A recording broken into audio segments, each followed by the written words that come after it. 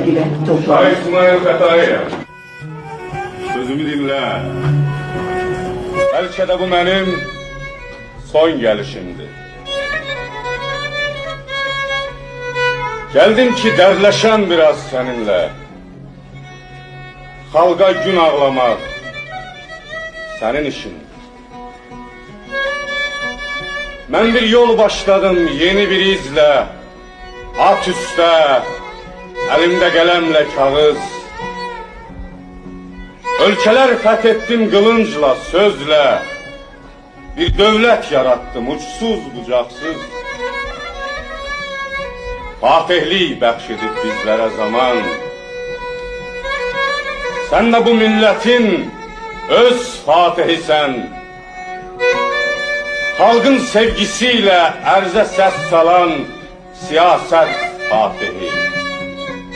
Söz fatihisən. Böyük yaradıcı bizi yaradan. Uca kölgəmizi döyənlər yazıq.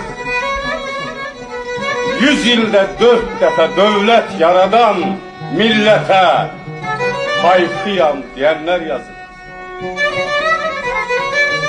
Biz millət yolunda, vətən yolunda şərəflə keçmişik öz başımızdan. Bu qoca divarlar canlı şahiddir bizim dövlətçilik yaddaşımızdan.